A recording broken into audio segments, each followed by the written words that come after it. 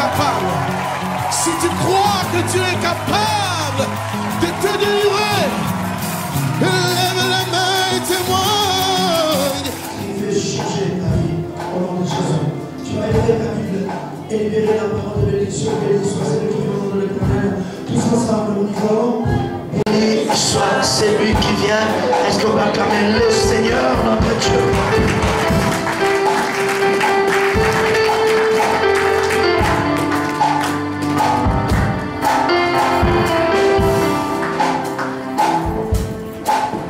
Amen. Nous pouvons rester debout pour lire la parole de Dieu. Nous allons appeler la sœur Danaël. Elle va nous aider pour lire la parole de Dieu. La sœur Danaël, est-ce qu'elle peut venir pour nous aider à lire la parole de Dieu? Est-ce qu'on peut acclamer le Seigneur?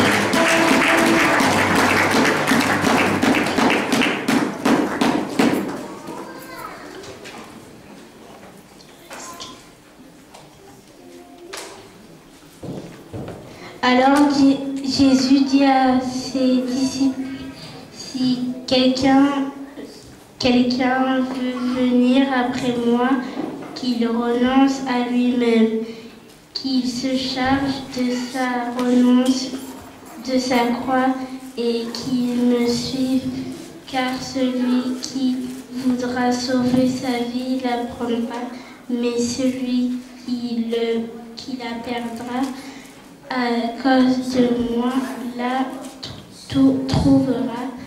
Et que servirait-il à un homme de gagner tout le monde s'il perdait son âme, ou que donnerait un homme en échange de son âme?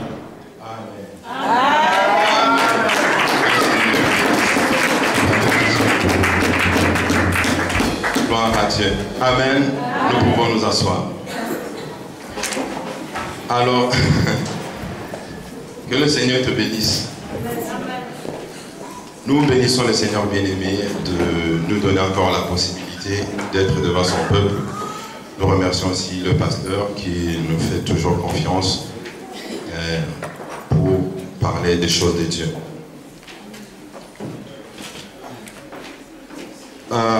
Lorsque on travaillait, je lui avais dit que je voulais partager sur l'adoration.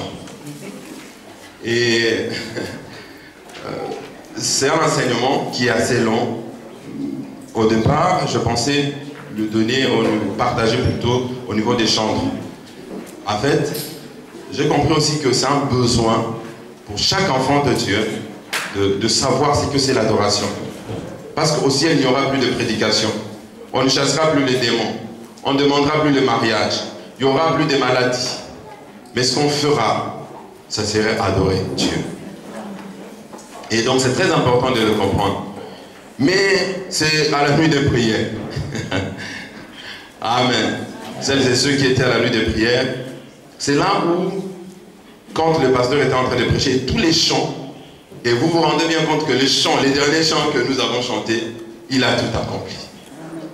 Amen. Alors donc je voudrais partager quelque chose sur la croix, parce que c'est, Paul dit, si je me glorifie de la croix. Et Jésus dit là, le passage que notre sœur nous a lu, si quelqu'un veut venir après lui, donc si quelqu'un veut le suivre, il doit porter sa croix. Donc la croix finalement devient quelque chose de central au niveau de la foi chrétienne. Porter sa croix aujourd'hui, par exemple, vous allez voir qu'il y a certaines personnes, certains serviteurs de Dieu, même des enfants de Dieu, ils portent de grosses croix sur des chaînes, tout ça. Ils peuvent dire aussi d'une certaine façon, je porte la croix. Après, il y a des explications, peut-être dans la symbolique, il y a des choses qu'on peut dire là-dessus. Mais quand Jésus parle de la croix, c'est parce que lui-même d'abord l'a porté. Amen. Amen. La croix, ce n'est pas quelque chose qui est inventé avec la chrétienté, non. C'est un instrument que les Romains ont emprunté chez les Phéniciens. Parce que les Phéniciens quand il devait punir quelqu'un de très méchant, d'un criminel, d'un violeur, de quelqu'un qui était vraiment coupable de grands crimes, il le clouait. Et donc, les Romains ont emprunté cette punition-là et ils l'ont appliquée sur des criminels. Et donc, Jésus a été traité comme un criminel. C'est pourquoi il a été pendu. Et donc, si Jésus, bien aimé, si Jésus n'avait pas accepté de porter sa croix et de mourir à la croix, ta présence et ma présence ici ne sert à rien.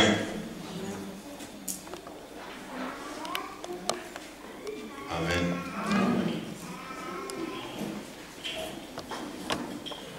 Et pourquoi Jésus était amené à porter la croix? Parce que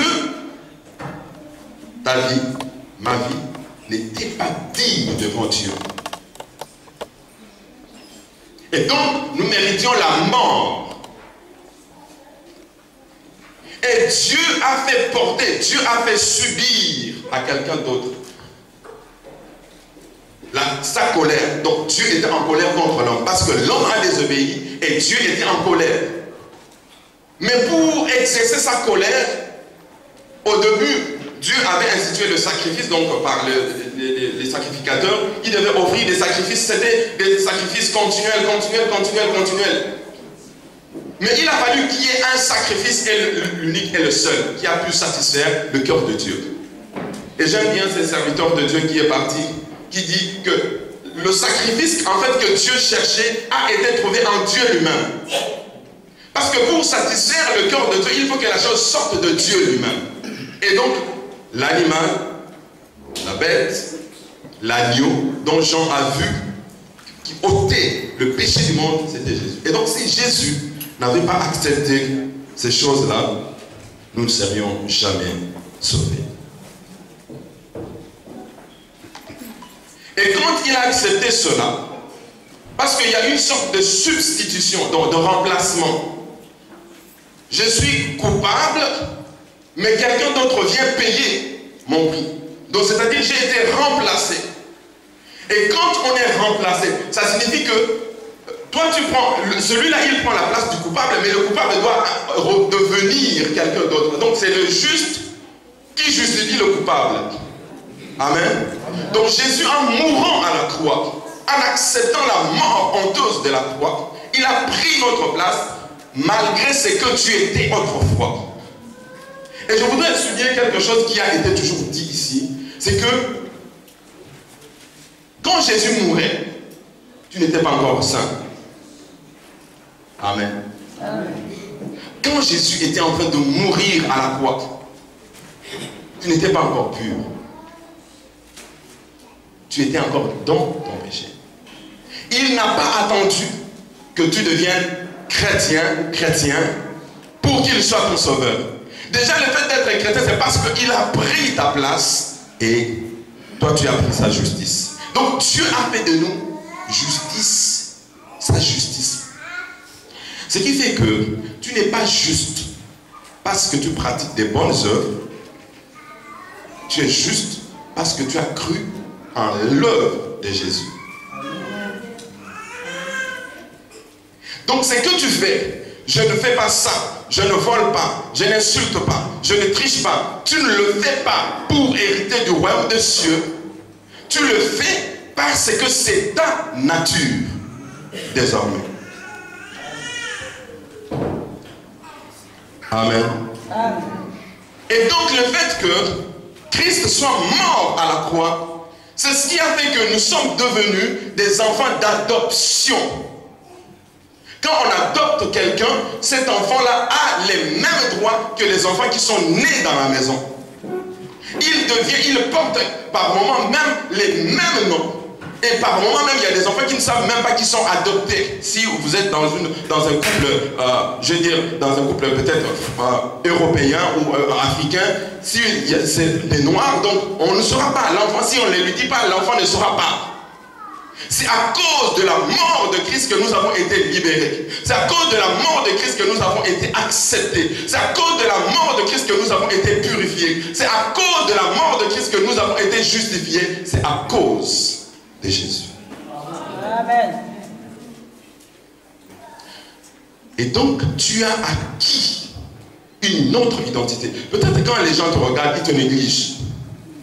Quand les gens te regardent, c'est à peu près comme ce qu'on a dit de Jésus. Tu n'attires pas le regard. Peut-être que les gens ont une certaine image de celui qui sert Dieu ou de celui qui appartient à Dieu. Ah, mais quand tu viens à Dieu, fini la maladie, fini les tribulations, fini l'adversité. Non. Peut-être ces choses-là viendront. Mais il y a quand même 7 fois qu'il faut plonger. Après 7 fois, les choses changent. Donc ce que je veux dire, c'est qu'il y a un temps. 7 fois, ce n'est pas toujours, ça ne sera pas toujours 7 fois. Il y a un temps que Dieu a fixé où les choses dans ta vie devront changer. Ce n'est pas parce que tu es capable de les changer, mais parce que tu as la vie de Dieu en toi. Amen. Parce que la croix est à la base même de la vie chrétienne. Mais on va revenir tout à l'heure dans le texte que nous avons lu. Donc, pour un enfant de Dieu, la croix constitue un pont entre ce qui est divin, la présence de Dieu, et l'homme. Maintenant, nous allons voir ça, j'anticipe un peu. Si le Seigneur a voulu que tu puisses porter une croix de 5 mètres, à cause du poids de la croix, tu dis bon, 5 mètres c'est quand même exagéré. Le Seigneur a dit il suffit que je porte une croix. Tu prends une scie, tu coupes 50 cm. Ça devient 4 mètres et demi. Tu avances, tu dis c'est trop lourd. Tu coupes 50 cm, ça devient 4 mètres. Donc si pour atteindre certaines choses avec Dieu, il te fallait une croix de 5 mètres, il manquera 1 mètre. Amen. Amen. Il manquera 1 mètre. Et c'est pourquoi beaucoup d'enfants de Dieu tiennent Dieu pour menteur parce qu'ils ont coupé le 1 mètre. Amen. Amen. Et donc on complète la croix par quoi?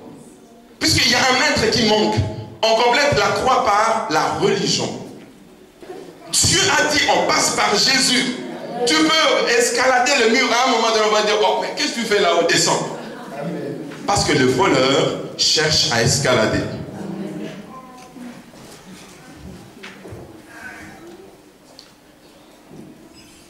Alors, Jésus dit à ses disciples, si quelqu'un veut venir après moi, qu'il renonce à lui-même, qu'il se charge de sa croix et qu'il me suive. Vous savez, lorsque vous lisez ce passage dans Marc, vous allez voir que Jésus ne s'adresse pas simplement à ses disciples, il s'adresse aussi à la foule. Puisque les disciples sont déjà avec lui. Il n'a pas besoin de leur dire si quelqu'un veut me suivre, ils le suivent déjà. On devient disciple parce qu'on a cru au message, donc on suit le maître. Il dit maintenant à la foule, tel que nous sommes là, le Seigneur est en train de me dire et de vous dire, si quelqu'un veut venir après moi, si quelqu'un veut me suivre, il faut qu'il fasse 2 choses. 2 choses. Vous savez, dans la Bible, il y a quelqu'un qui est venu demander à Jésus, bon maître, que dois-je faire pour hériter le royaume des cieux? En fait, cette question-là, elle est essentielle. Si dans ta vie, tu n'es pas encore arrivé au niveau où tu dois poser la question, qu'est-ce que je dois faire, Seigneur? Qu'est-ce que je dois faire? Je suis venu, mais qu'est-ce que je dois faire? Tu as encore un petit parcours à faire pour que tu sois réellement le disciple de Christ. Parce que certains d'entre nous, nous convainquons, nous répétons tellement ces choses-là, je suis disciple, je suis disciple, je suis disciple. Après, tu commences à croire. Mais quand tu n'es pas encore arrivé au point où tu dois poser la question au Seigneur, maintenant tu veux que je fasse quoi? Tu ne l'as pas encore rencontré. Parce que quand le Seigneur rencontre une vie, cette vie-là est influencée. Et c'est pourquoi, bien aimé, quand on a une rencontre avec Dieu, on peut connaître des moments de faiblesse, on n'abandonnera jamais le Seigneur. Parce que le Seigneur t'impacte tellement, il marque de son sceau que effectivement, parce que la vie dans laquelle nous sommes, bien aimés, la foi chrétienne, ce n'est pas facile. Si quelqu'un vous a dit venez à Jésus, ça sera du rose, c'est faux. D'ailleurs, pour cueillir le rose, il y a des ronces. Ça pique. Quand il n'y a pas cette rencontre, c'est pourquoi tu vois aujourd'hui quelqu'un venir et le lendemain, il est dans le monde. Il est là, il est là. Parce qu'il n'y a pas eu de rencontre. Le Seigneur ne t'a pas convaincu.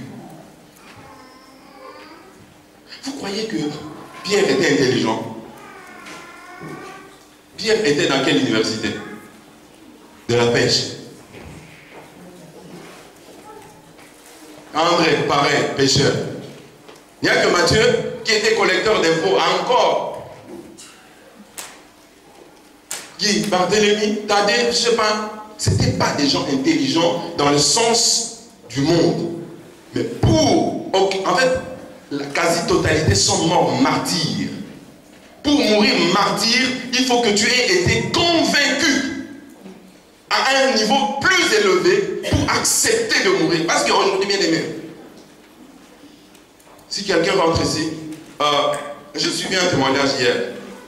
Il y a un frère qui dit, il y a quelqu'un qui est rentré dans une assemblée avec une arme factice en plastique.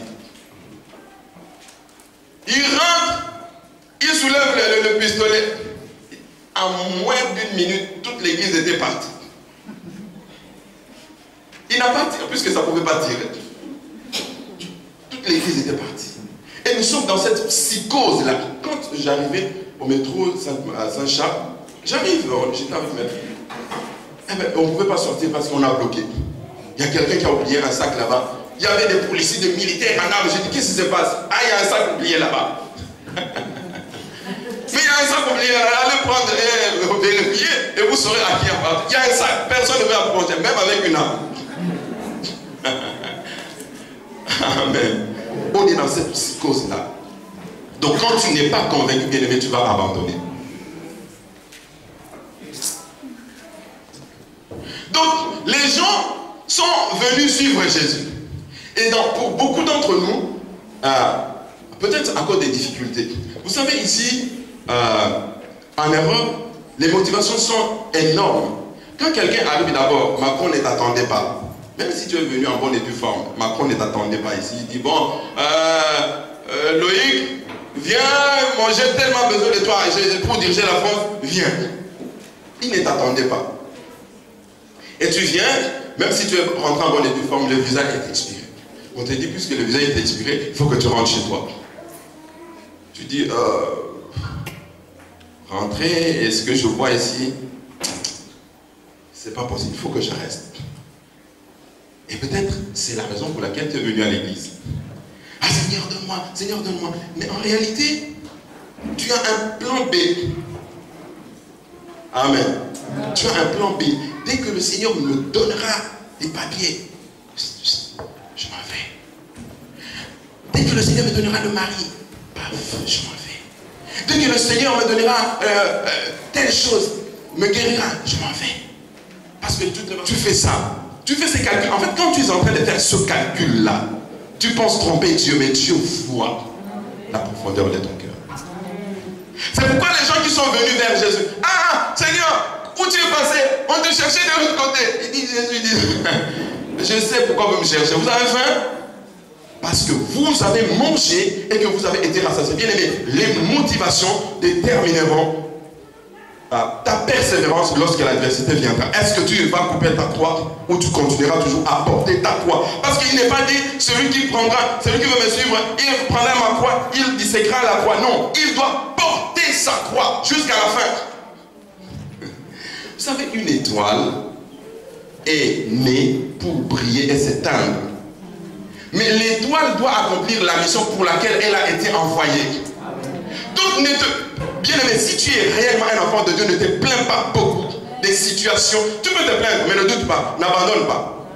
Je veux dire, donc, dans ce que le Seigneur te donne comme temps, s'il te prend 90%, profite de 5% là qui reste pour 10%, c'est à toi. Parce que sinon, tu vas abandonner l'œuvre de Dieu et la mission pour laquelle il t'a appelé, et tu vas commencer à te préoccuper des choses inutiles.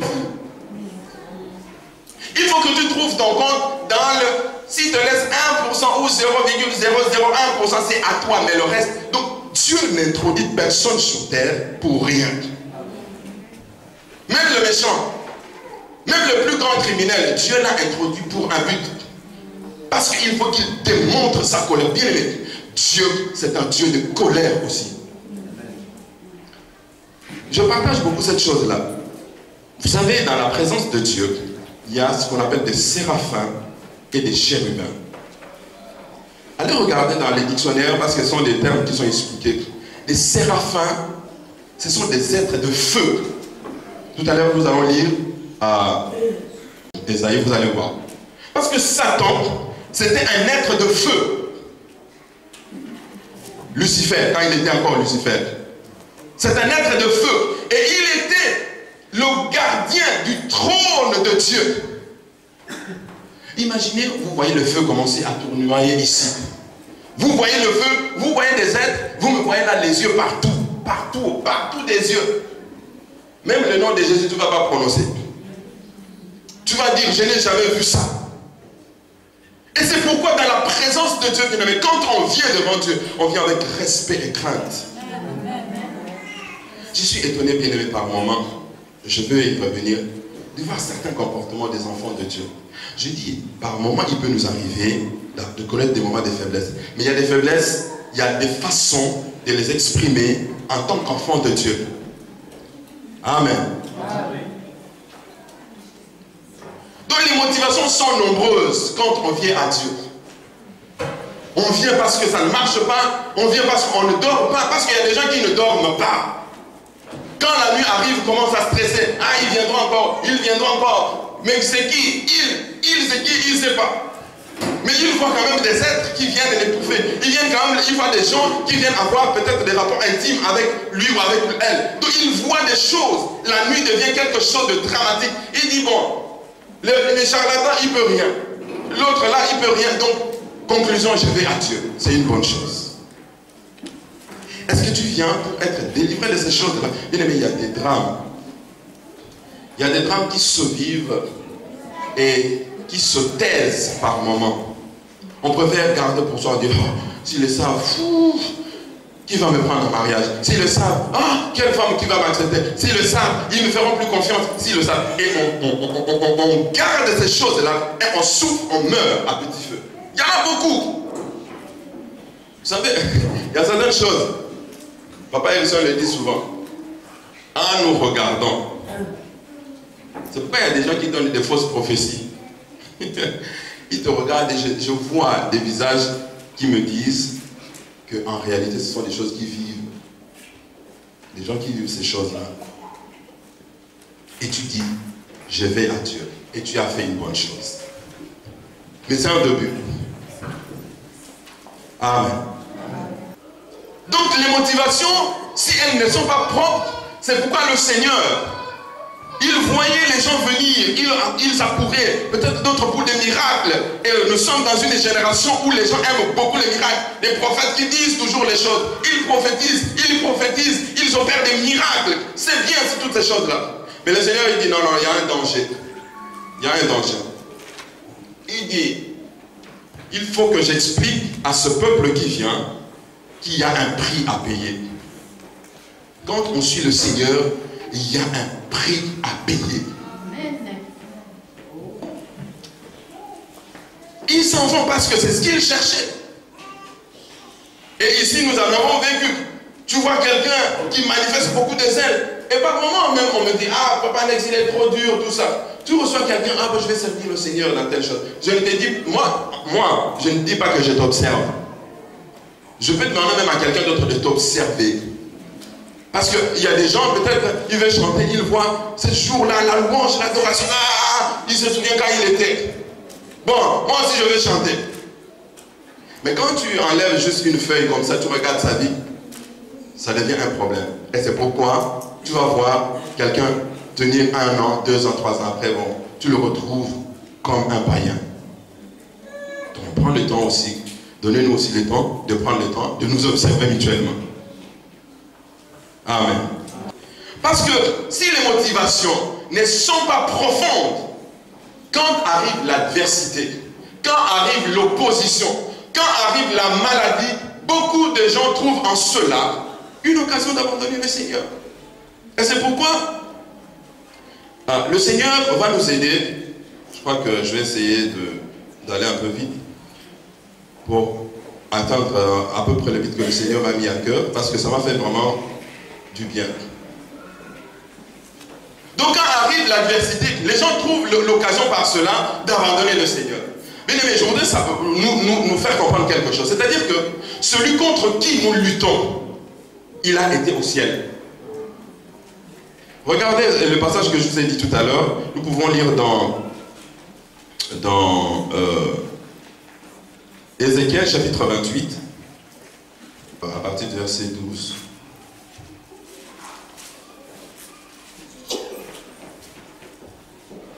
J'ai lu la parole de Dieu.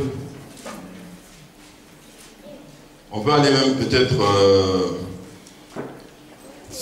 au verset 13. Tu étais en Éden, le jardin de Dieu. Tu étais couvert de toute espèce de pierres précieuses, de sardoine, de topaz, de diamants, de chrysolites, d'onyx, de jaspe, de saphir, d'escarboucle, d'émeraude et d'or.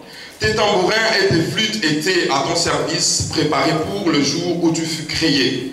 Tu étais un chérubin protecteur aux ailes déployées. Je t'avais placé et tu étais sur la sainte montagne de Dieu. Tu marchais au milieu de pierres étincelantes. Tu as été intègre dans tes voies depuis le jour où tu fus créé jusqu'à celui où l'iniquité a été trouvée chez toi. Par la grandeur de ton commerce, tu as été rempli de violence et tu as péché. Je te précipite de la montagne de Dieu et je te fais disparaître, chérubin protecteur, du milieu de pierres étincelantes. Satan, voilà comment il est décrit. Celui qui était là, et il a été chassé. Et maintenant on te prend toi, on veut te mettre à sa place. Et lui il sait quel est le sort qui lui est réservé. Bien aimé, il va te laisser suivre le Seigneur. Il va te laisser entrer au ciel calmement. Ce n'est pas possible. Je prends toujours cet exemple. Si quelqu'un est refoulé et qu'à l'ambassade, il n'y a qu'un visa. Donc toi, tu connais comment ça se passe ici. Je ne dis pas ici c'est bien. D'ailleurs, ici, on a connu le stress. Hein, frère Simba? Toi qui viens de l'Afrique, c'est calme là-bas. Ici, c'est le stress. Oui, c'est là-bas. Les impôts là-bas. Des coups de fil anonymes, tu ne connais pas qui t'a appelé. Amen. Donc en fait, ce que je vais faire, montrer simplement que si quelqu'un était de l'autre côté, était dans la difficulté, parce qu'il y a des gens qui vivent mieux qu'ici. Donc, si quelqu'un était de l'autre côté dans la difficulté et il a été chassé d'ici, donc pour revenir, il sait où il va. Parce que l'autre imagine des choses. Donc Satan était déjà auprès de Dieu. Et regardez la gloire qui lui était réservée. C'est lui qui était le chérubin protecteur, qui protégeait la gloire de Dieu. Et il était, vous savez, quand vous êtes au niveau du protocole du roi, vous aussi, vous obtenez vos honneurs. Amen. Parce que quand vous arrivez, le protocole du roi ou le premier ministre, quand il entre avant de rencontrer le président, il y a des gens qui sont là-bas, il y a des ministres, il y a des gardes du corps, chef, respect, surtout chez nous. Son Excellence, même c'est un petit voleur, hein, son Excellence, on appelle toujours les gens son Excellence. Donc il avait une certaine gloire. Mais laisser cette gloire-là, pour toi, ne pense pas qu'il te laissera porter ta croix calmement. Amen. Alors, le porter sa croix n'est pas simplement quelque chose, comment dire ça? Ce n'est pas un poids que le Seigneur nous fait porter, mais c'est quelque chose aussi qui se fait au quotidien. J'explique.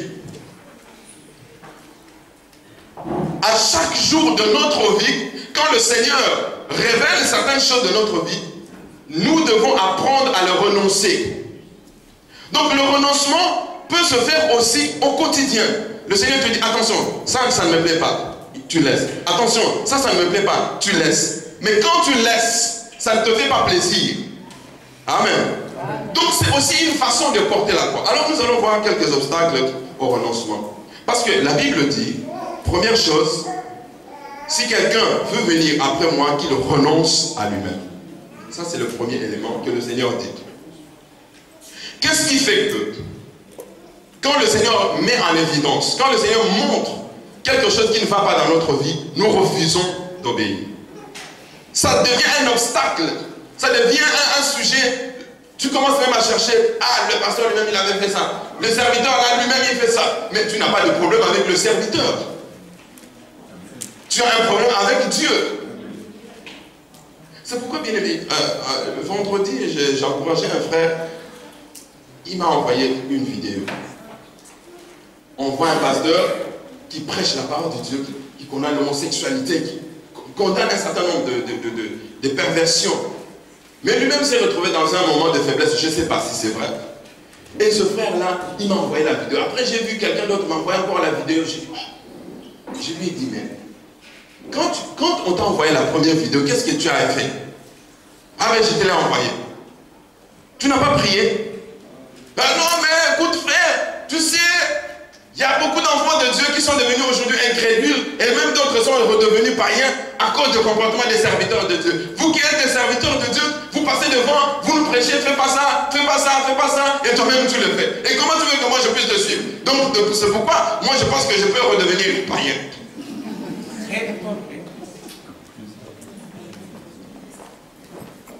Ah! Et ici, il y a des gens qui se sont découragés à cause d'un frère, à cause d'une sœur, et qui sont rentrés dans le monde. Et qui sont arrivés en Égypte, ils ont dépassé même l'Égypte. Ils sont allés jusqu'au Yémen, jusqu'en Arabie Saoudite. Vous comprenez ce que je veux dire? Ils sont devenus pires que ce qu'ils étaient avant. Parce qu'avant, peut-être, ils étaient là, ils pouvaient se restreindre à certaines choses, mais non, aujourd'hui, ils sont devenus pires, et ils sont devenus des prédicateurs du diable. Il dit, je suis chrétien, mais c'est un grand prédicateur du diable. Il a des galons que le diable lui a donnés. Et je sais que là, ce que je suis en train de dire, bien aimé, je suis devant la maison de Dieu, devant le peuple de Dieu. Quand on sort, avant même qu'on sorte là, si quelqu'un arrive en centre-ville, on va lui raconter ce que j'ai dit. C'est ce que je suis en train de dire. Parce qu'il y a des gens qui sont des spécialistes. Ils ne retiennent rien.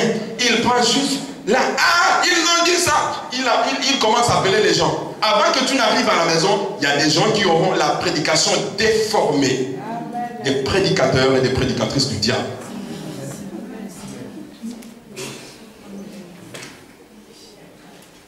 Je sais de quoi je parle. Je suis devant le peuple de Dieu. Je ne plaisante pas. Des prédicateurs du diable. Et ils mériteront leur châtiment. Ce n'est pas moi. Mais le Seigneur nous donne encore la possibilité.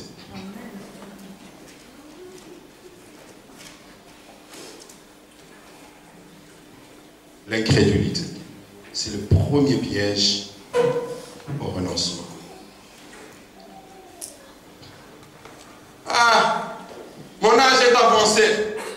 Les petits là qui viennent à peine là, ils se sont mariés.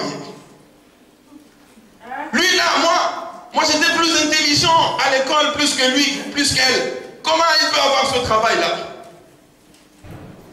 Mais de toutes les façons, celui-là, personne ne le calcule. Comment il peut faire ça? Sûrement il a corrompu. Tu ne crois pas que Dieu est capable de faire au-delà de ce que tu vois ton frère ou ta soeur au pays. Amen.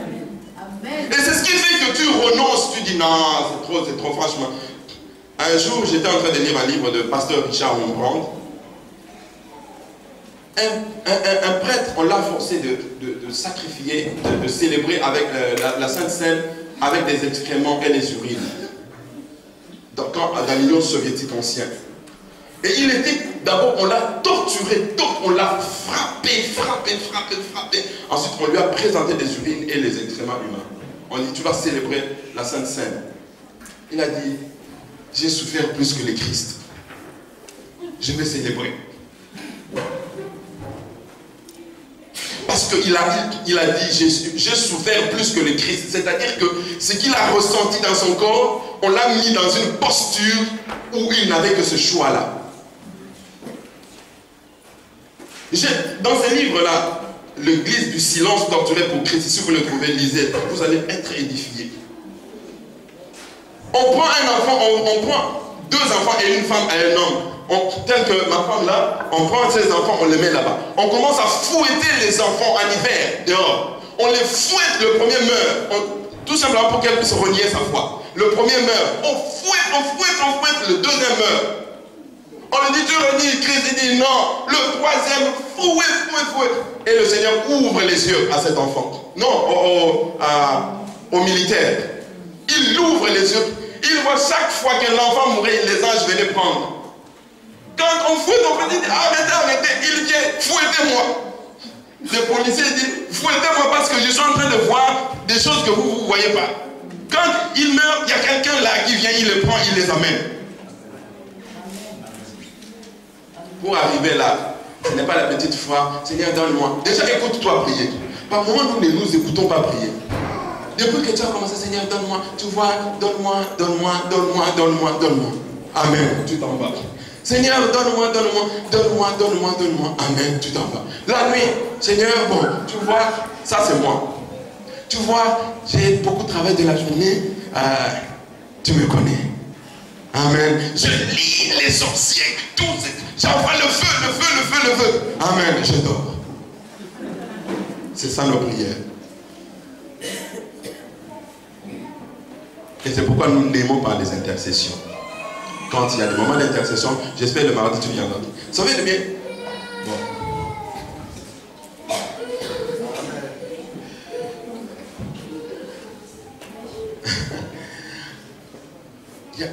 Par moment je me dis, oh, mais cette soeur avait voyagé, ce frère avait voyagé où? Non, il est là. Et même le dimanche, je vois des gens arriver ici à 11h, entre 10h30 et 11h. Des fois même des gens qui arrivent à midi. À la fin, quand on se salue, ça va. Je pose la question indirectement. Ah, ça va mon frère, ça s'est bien passé, ma soeur, ça va bien. Ah, aujourd'hui tu étais un peu fatigué. Ah non, en fait c'est le bus, l'autre là. Le bus a fait que je puisse...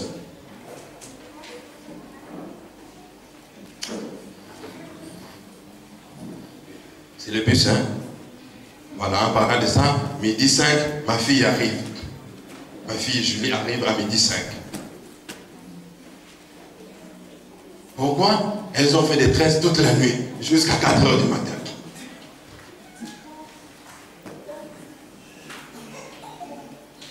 Attention bien aimé, parce que ça peut nous faire sourire.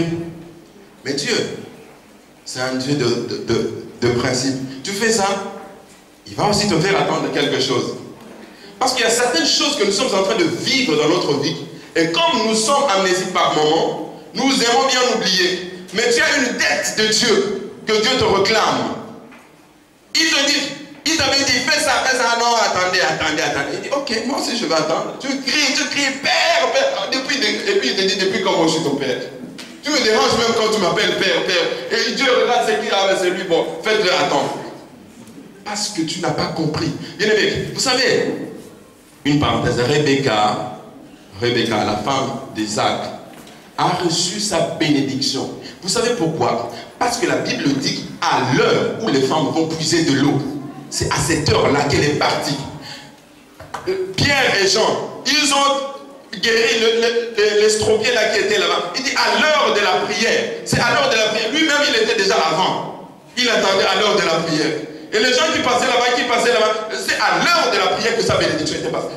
L'heure que tu as fixée toi-même, avec ton Dieu, avec l'église.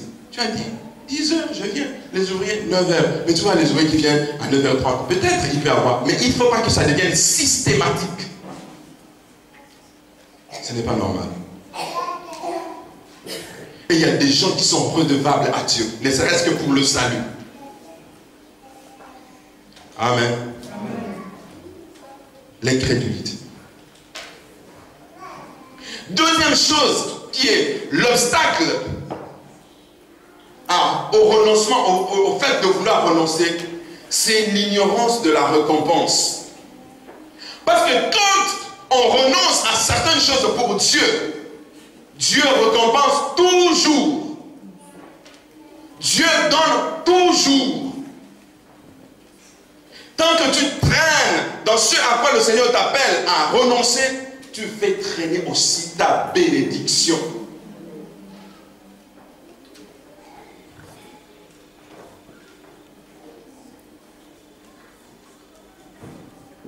Ah, moi, il faut m'accepter tel que je suis.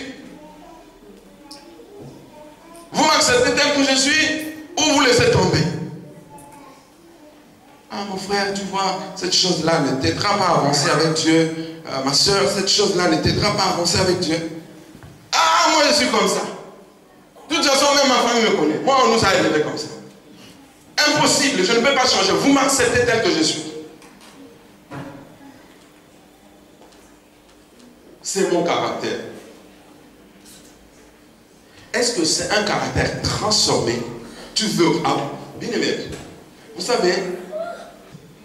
Et j'ai vu, on m'a envoyé une vidéo aux États-Unis, il y avait un prédicateur qui s'était arrêté sur un rond-point et qui prêchait les gens qui partaient au concert. Changer de vie, changer de vie. Oh, mais tais-toi, toi, franchement, tu nous fatigues. Tais-toi, tu nous fatigues, laisse-nous faire. Ils sont allés, le concert n'était pas terminé. Il y a des gens qui étaient rentrés vivants. On les a sortis le pied devant, comme on dit à Marseille. Donc sur la civière, mort.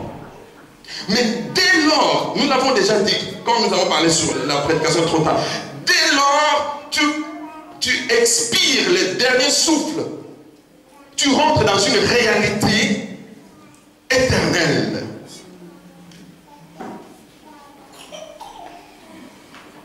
Tu rentres dans une réalité éternelle. Éternellement avec Dieu, éternellement loin de Dieu. C'est mon caractère. Moi, je suis comme ça. Que sert-il à un homme de gagner tout et perdre son âme?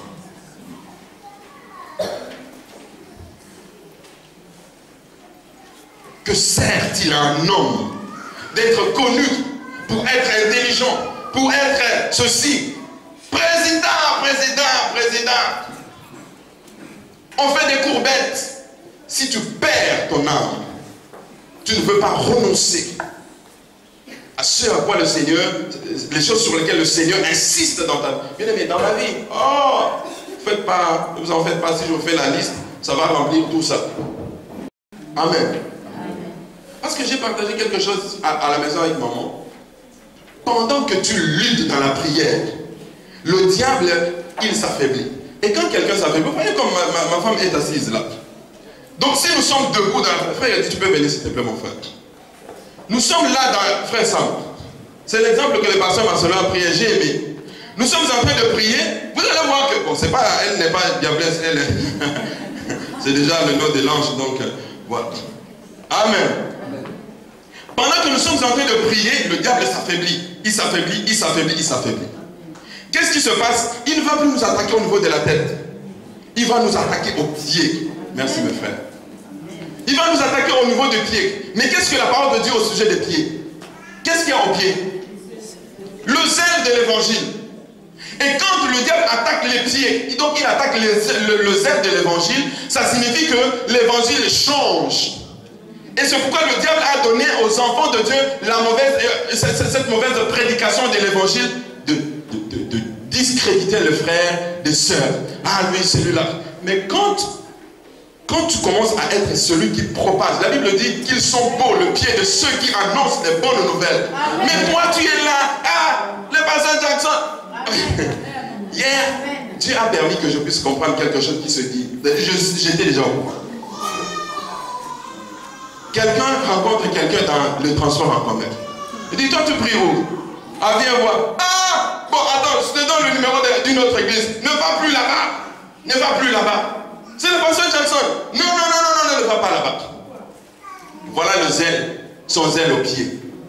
C'est le zèle de détruire l'œuvre pour laquelle le Seigneur est mort à la croix. Il y a des gens qui ont les zèles quand ils sortent. Alors, tu es où? Oh, attends-moi là, ne bouge pas, ne bouge pas. Il prend le métro. Il vous demande sa voiture arrive. Tu sais quoi? Commence même par dire Jésus est vivant. Tu vas voir. Déjà, et celui qui parle et celui qui prête l'oreille pour écouter, ils sont complices. Amen. N'allez pas là-bas. L'évangile est attaqué. C'est pourquoi, quand le pasteur vient, il prêche, je dis, ah, c'est ce qu'il a dit. Il aura chaud quand il me donnera l'occasion de passer devant. Et quand les pieds sont attaqués, le diable ne se bat plus. Il commence à vous pousser. Et c'est pourquoi les églises se détruisent, les églises se vident. Amen. Amen. L'ignorance de la récompense fait que quand la Bible dit dans 1 Corinthiens chapitre 3 verset 3 que quand il y a des jalousies, quand il y a des disputes parmi nous, la Bible dit nous sommes charnels. Les disputes, les jalousies, des querelles, des commérages, toutes ces choses-là, ce sont des comportements. Quand tu vois un frère, une sœur qui raconte toujours des colibés, donc en fait, qui raconte. Conclusion, la Bible dit 1 Corinthiens chapitre 3 verset 3, elle est ou il est charnel. Amen. Amen. Donc, ça c'était quelque chose que je devais enlever moi. Voyez-vous, en fait ceci je nous dis, parce que par moment, vous pensez que quand nous parlons pour vous. Par moment, en fait, quand quelqu'un parle, il est venu me parler, parce qu'on lui a dit ceci, non. Voyez-vous, ça a commencé par moi. Et c'est pourquoi même la Bible dit que je serai jugé sévèrement, parce que c'est moi qui le dis.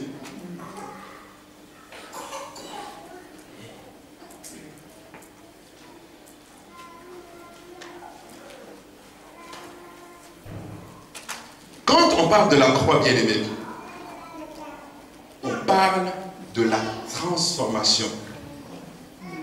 Amen. Amen. On ne parle pas de maquiller. On ne parle pas d'améliorer. On parle de la transformation. Dans Romains chapitre 12, verset 2, soyez transformés.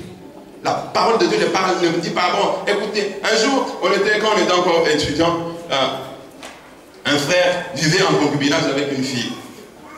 Petit frère, mais ta foi et ce que tu fais là, c'est pas bien. Il dit, je suis en train de m'améliorer. Je m'améliore. Bon, je le fais plus souvent. De temps en temps, je le fais.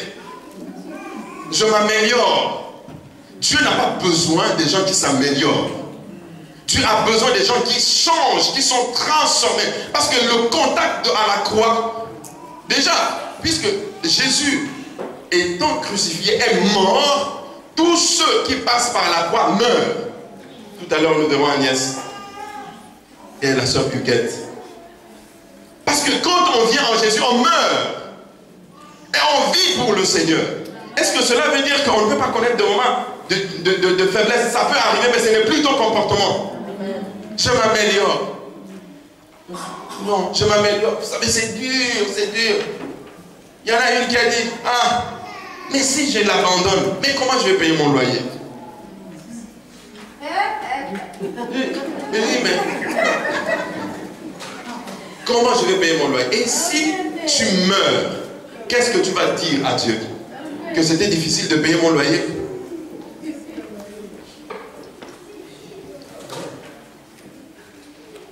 Amen. La transformation, ça fait mal. Vous savez, quand on se maquille, si se maquiller se faisait mal, vous savez comment vous êtes? Nos sœurs sont très très élégantes. Amen. Elles sont toutes très élégantes. Quand on se maquille, c'est bien, tu regardes. J'ai vu même un enfant. Elle a sorti le magazine. Elle regarde. Elle regarde. Elle veut reproduire ce qui se fait là. C'est beau. Mais quand on transforme quelque chose, la transformation implique des coups. Ça peut, le marteau, on peut te mettre sous l'enclume, on tape sur le marteau. Quand on veut prendre le bout de fer, l'aiguiser, que ça devienne le couteau, ça tape très fort. Et c'est pourquoi, bien aimé, je pense qu'il y a certaines situations, je ne dis pas toutes, il y a certaines situations que tu es en train de vivre, le Seigneur n'attend que la transformation pour résoudre ce problème-là. Parce qu'il faut qu'il tape, il tape, il tape, il tape. Tu ne changes pas, il tape, il dit augmenter. Il tape, il tape, il tape, il tape. Jusqu'à ce que tu vas comprendre. Troisième obstacle, ce sont les liens spirituels. Et ça, c'est très important. Les liens spirituels, les liens démoniaques. Vous savez, quelque part, Jésus a dit à Pierre, Pierre, le diable t'a réclamé, mais j'ai prié pour toi, pour que tu ne défailles pas. Bien, il y a des liens qui réclament certaines personnes. Il y a des choses qui réclament certaines personnes dans leur vie. Il y a des choses que nous avons faites, il y a des choses auxquelles nous avons touché, il y a des choses auxquelles nous avons participé, il y a des choses où nous nous sommes... Je vois souvent dans ma boîte aux lettres, professeur Koulibaly, professeur... Tu appelles ce numéro-là. Ah non, en fait, moi, ce que j'avais juste appelé. Tu vois quelqu'un, ah, montre ta main, il regarde. Il dit, ah, ben toi, je vois. Ah non, en fait, il a fait que regarder. C'est rien. Bien aimé, chaque fois que tu te mis dans une posture ou même de manière ludique, de manière en jouant, que tu t'es mise en contact avec le monde spirituel, il y a des choses qui te réclament. Tu n'as pas compris. Il y a des choses qui te réclament. Et puisque ça te réclame, tant que tu n'es pas dégagé de ces liens, tu ne pourras pas porter la croix. Tu ne pourras pas produire les œuvres pour lesquelles le Seigneur t'a appelé. Il y a des choses qui te réclament et tu sais. Parce que comme je disais au début, il y a des gens qui n'ont pas de sommeil paisible. Il y a des choses qui te réclament. Il y a des gens qui ont des petites ficelles au niveau des reins. Il y a des gens qui ont des bracelets. Il y a des gens qui ont des choses dans leur maison. En fait, ici, un jour, il y avait plein de fumée ici. On a dû ouvrir même là-bas, même ici, pour évacuer la fumée. Parce qu'on avait brûlé des choses ici. Mais c'est quelqu'un qui venait. En fait, il y a des... Bien aimé, nous devons faire attention comme Elie a dit, jusqu'à quand vous allez vaciller de deux côtés. Un jour ici, un jour là-bas, un jour ici. Il y en a, bon, ma mère m'a donné ceci pour garder mon mari. Après tu dis, Seigneur, garde mon mari. Et c'est que tu as gardé là.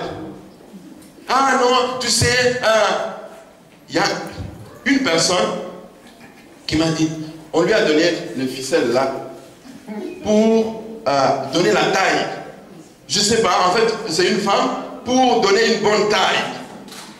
Je dis, mais est-ce qu'il y a une corrélation entre un fil avec des perles que tu mets au niveau des hanches pour dessiner ta forme? Est-ce que tu ne vois pas qu'il y a quelque chose d'autre qui dessine ta forme? Après, quand tu vas devenir à l'âge de te marier, tu ne peux plus te marier parce qu'il y a quelque chose qui te... Tu peux prendre, tu coupes. Mais ce n'est pas parce que tu as coupé que les choses se sont arrêtées.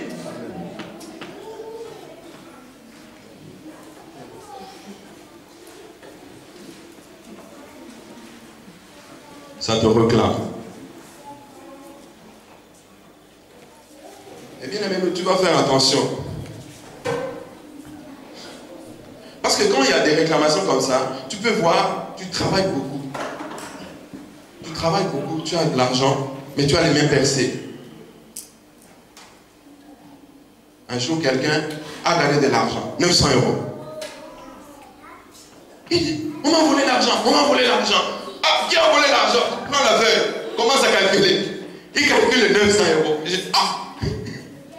Donc en fait, la personne a dépensé son argent, croyant que les autres ont volé. Quand tu commences quelque chose, tu sens que ça ne marche pas. Tu peux commencer, tu peux partir de bonnes idées, mais ça ne marche pas. Et puis toi, tu te dis, ah, moi c'est toujours comme ça ne marche pas. Ça ne marche pas. Non. Non. Amen. Donc nous avons dit l'incrédulité, l'ignorance de la récompense que le Seigneur réserve à celles et ceux qui renoncent à eux-mêmes, et aussi des liens spirituels peuvent te réclamer. Et tant que ces liens-là ne sont pas brisés, il peut y avoir des problèmes. Et dernière chose, on va lire rapidement, il est dit qu'il doit renoncer à lui-même, qu'il se charge de sa croix. Donc il porte sa croix. Bien aimé, il est dit, est-ce qu'il est dit qu'il porte la croix? Il est dit qu'il porte sa croix. Amen.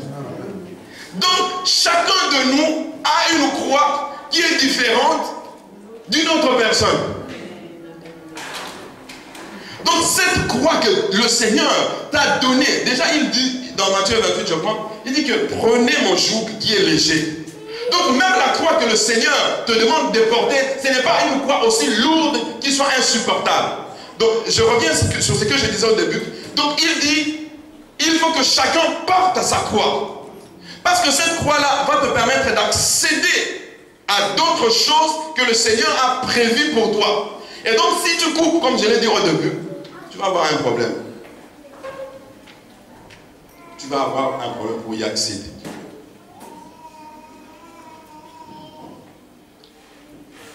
Qu'est-ce que ça veut dire porter sa croix?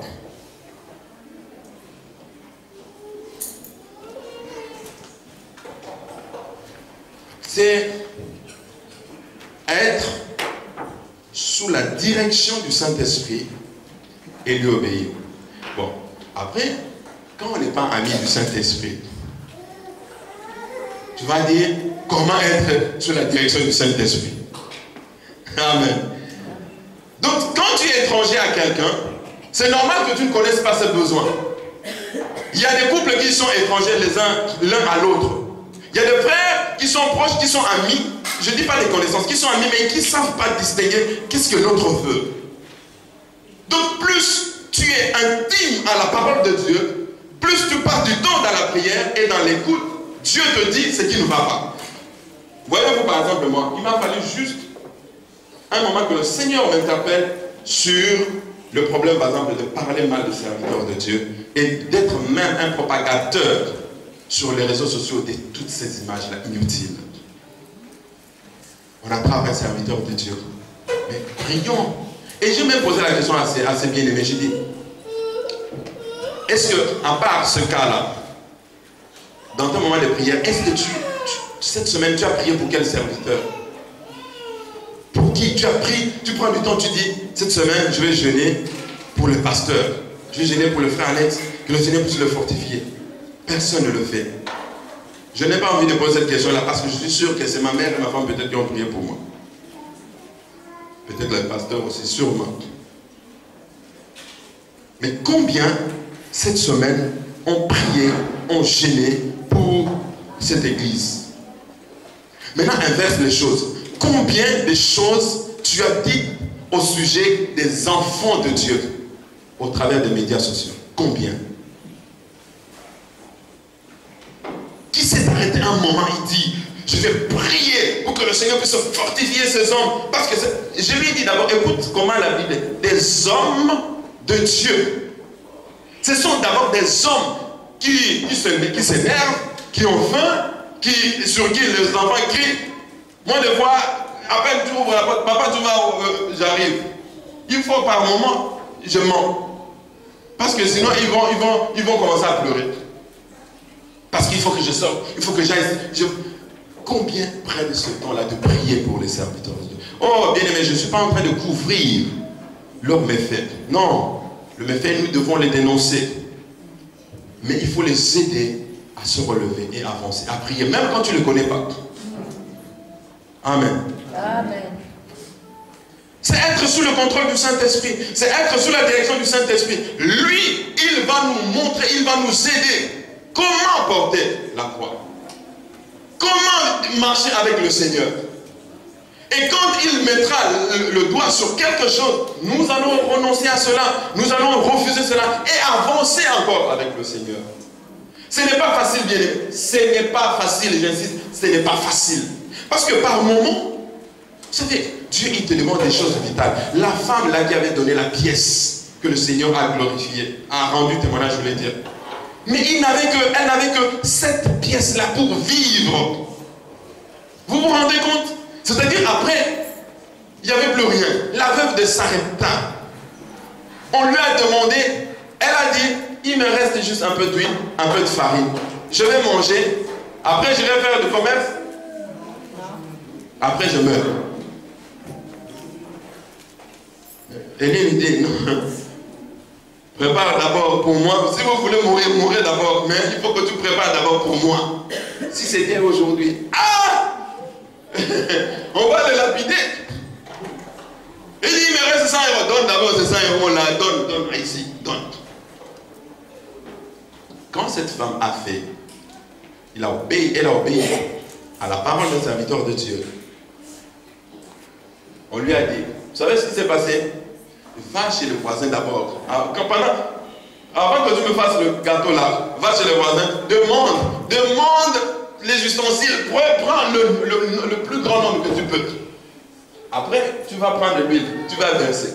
L'huile coulait juste à ce que le dernier récipient ait été rempli, l'huile s'est arrêtée. Donc si elle avait pris tous les récipients de la ville, l'huile allait être remplie dans chaque récipient. Quand on fait selon ce que le Saint-Esprit nous dit, Dieu devient le garant pour accomplir sa parole et tu verras la différence dans ta vie. Amen. Il y a des gens qui sont les mêmes hier, aujourd'hui, janvier, dans des dieux éternellement. Tu regardes, mais cette personne, ça fait 5 ans, 6 ans que je la connais. Mais elle est la même. Elle devient pire. Et elle va s'empirer. Ce n'est pas comme ça que le Seigneur nous a appelés. On va aller rapidement là.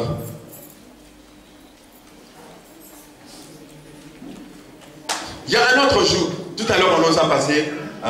Parce qu'il s'agit de porter la croix et de porter les joues du Seigneur. Vous savez, ça encore, voyez-vous, c'est moi. J'étais fidèle pour me lever à 5 h du matin, prier en ligne. J'étais fidèle. Et prier à 21 h. Après, ça commençait à devenir, tu fais ça, les devoirs des enfants, des fois on rentre tard, il faut aider les enfants à faire les devoirs, 21 h 30, vous êtes peut-être en train de travailler encore bien, en train de manger. Ah, bah, tu t'es pas connecté. Bien aimé, c'est... Voyez-vous, le Seigneur il dit, son joug n'est pas lourd. Ce n'est pas compliqué de se lever à 6 h, prier pendant 45 minutes. Ce n'est pas compliqué. Mais deux fois, on me demande d'être au niveau de la technique. Au niveau de la technique, tu vois le numéro de téléphone, tu ne vois pas le nom de personne. Si tu connais par exemple mon numéro, tu vas savoir si c'est le frère Alex. Mais tu vois, on était à 40, 30, 15 de fois 6 personnes en ligne dans une église de plus de 100 membres. Alors qu'il y a des enseignements qui se donnent. Alors que c'est bien. C'est pourquoi on fait des prières de peur. Et c'est pourquoi tu vois, moi personnellement, c'est vraiment pour moi, c'est pourquoi on est peu éveillé spirituellement. On est peu attentif aux choses de Dieu. À 6 h, il y a des gens qui peuvent se lever, ils préfèrent se connecter sur WhatsApp, sur Facebook, et regarder qui a publié, qui a fait ci, et ça te prend le temps. Et même la veille, au lieu de dormir tôt, nous-mêmes, ma femme avec moi, on s'est dit, mais pourquoi on dort à minuit? Pourquoi on dort à 1 h? Bon, après, avec les horaires de Victorious, des fois, ça implique un peu, on finit à 1 h, 1 h 30, surtout pour elle. Voilà, après, on acquiert cette habitude-là. Mais tu dors tard, parce que tu es sur les réseaux sociaux, toujours, la publication. Et gare à celui qui ne commente pas. Amen. Parce qu'il y a des gens qui font des publications, il faut qu'on commente. Ah, moi j'avais publié, tu n'as rien dit. L'une des raisons pour laquelle j'avais quitté ces choses-là, c'est pour ça. Ah, mais j'ai vu que tu as vu ma photo, mais tu n'as pas commenté. J'ai dit, mais tu n'as pas mis cette photo-là pour moi. Amen. Ça fait 2 ans que j'ai fermé, j'ai clôturé ces affaires-là. Ça ne me manque même pas. La prière en ligne, c'est un joug du Seigneur.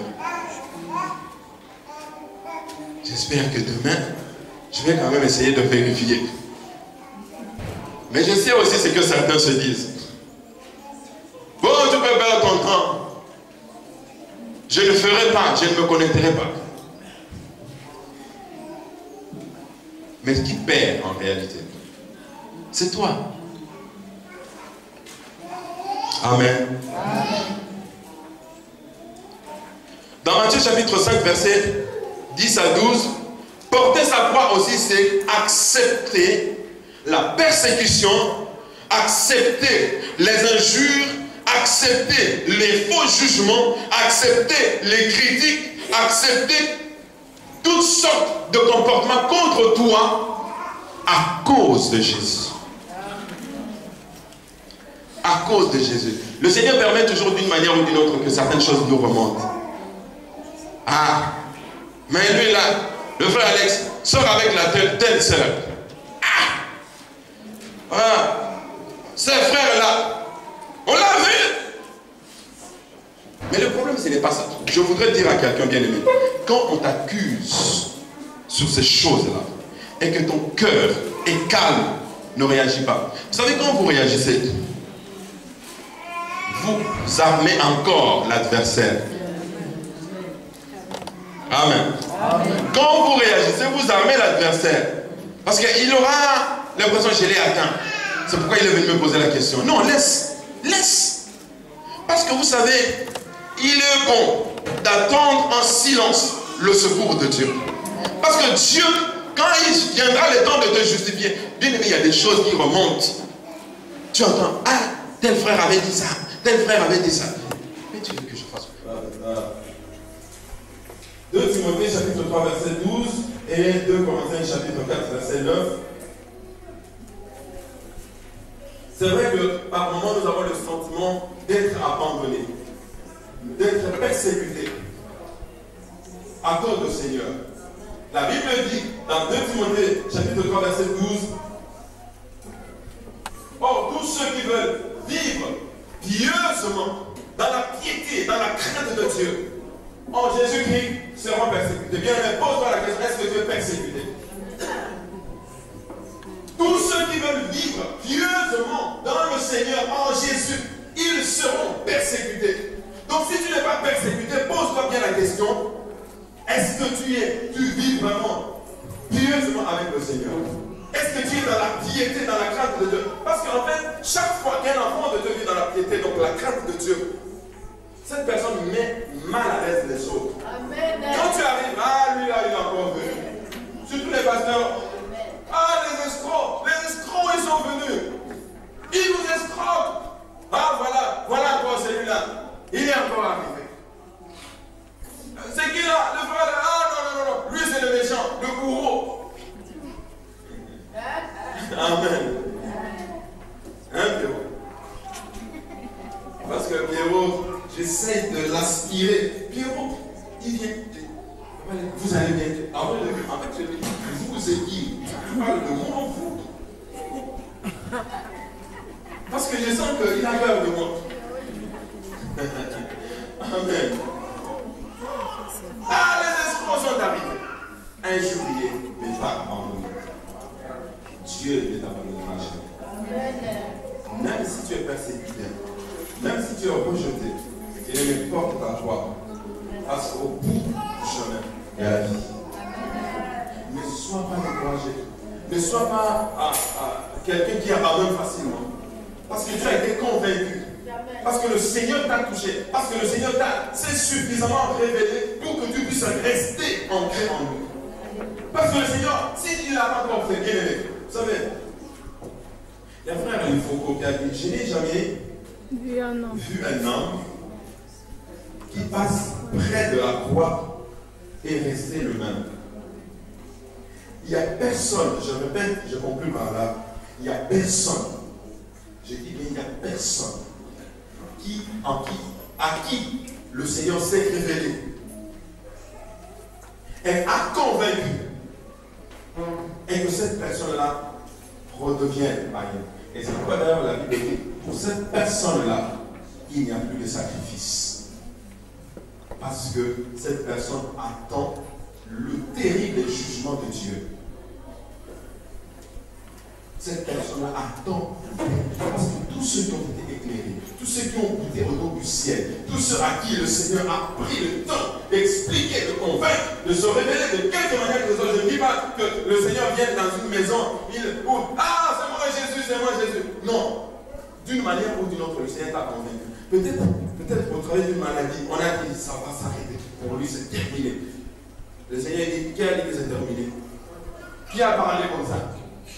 Ah, qui a parlé? Ok, lève-toi pas. Parce que vous savez, cette femme, cet homme plutôt, qui était à la piscine de Bethesda, qui a fait, et même cet homme qui était couvré de 18 ans, vous croyez que cette personne, ou l'aveugle, qui était la personne, l'homme que le Seigneur a guéri, qui était aveugle de naissance, vous croyez que cette personne peut renier le Seigneur facilement? Lui qui a été toujours aveugle, c'est elle qui était toujours courbée pendant 18 ans. Cet homme estropié qui était 38 ans au bord de la piscine.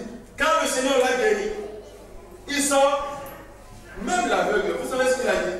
Ah bon, les pharisiens lui disent, bon, rends grâce à Dieu parce que cet homme c'est un pécheur. Amen. Il dit, moi je ne sais pas s'il est pécheur. Ce que je sais, c'est que j'étais aveugle et maintenant je vois. Et si je vois, c'est à cause de cet homme. Après, quand tu vas dire à cette personne, déjà on peut écouter même les parents. Est-ce que ce qui est votre enfant est là, que vous dites être le français? Est-ce que c'est qui est votre enfant là, que vous dites être aveugle, être né aveugle? Les parents ont dit non, posez-nous la question. Mais lui, il savait qu'il était aveugle et qu'il a été guéri. Tu sais ce que tu étais et ce que tu es devenu. Parce qu'il y a une grâce que le Seigneur t'a faite. Il dit, t'en fais pas, t'en fais pas. Le Seigneur est bien bientôt. Garde ce que tu as et avance. Porter la croix, avancer avec le Seigneur, c'est parce que lui-même, il a fait et il nous a montré comment il faut faire et que nous puissions avancer aussi. Amen. Est-ce que quelqu'un est bien? Amen.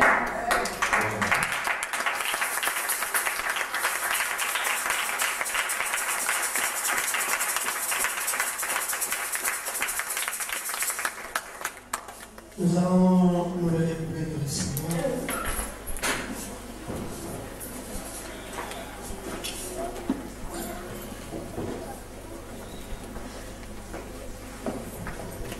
Tu vas demander au Seigneur de te donner la force de passer outre les obstacles qui t'empêchent de renoncer.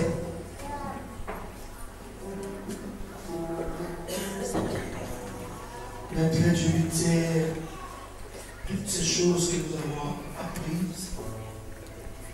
Et tu vas te recommander entre les mains du Seigneur, que le Seigneur t'aide à marcher. Quand je vais voir mes notes, l'incrédulité est un obstacle pour ton renoncement, pour notre renoncement, l'ignorance de la récompense, les liens spirituels, toutes ces choses empêchent d'avancer. J'ai beaucoup aimé porter sa croix, c'est être sous la direction du Saint-Esprit. C'est lui qui te conduit dans l'obéissance. Alors tu vas maintenant prier que le Seigneur t'aide, que tu positionnes ta vie en fonction de ce que tu as écouté. Parce que c'est ta vie dépend de ce que tu as écouté. Amen. Il dit dans sa parole, l'homme ne vivra pas seulement du pain, mais de toute parole qui sort de la bouche de Dieu. Et tu vas demander au Seigneur de mettre ta vie au centre de ce que tu as écouté, au nom de Jésus, et devant nous voir.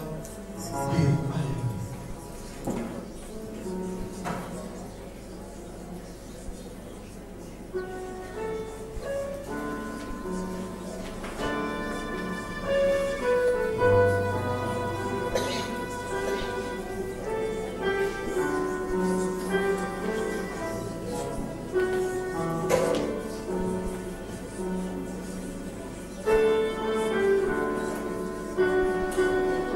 La croix égale la transformation.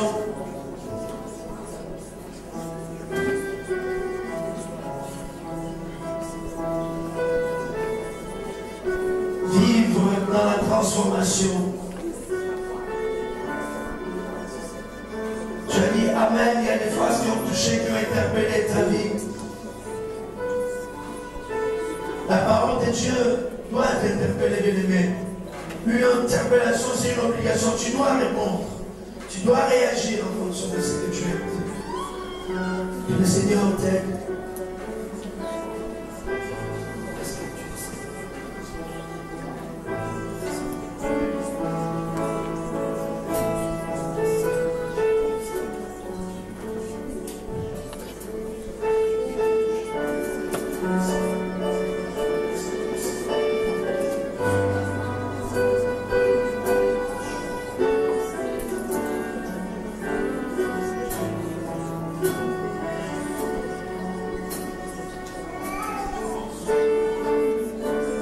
Seigneur, nous voulons te bénir, nous te rendons grâce pour ce message.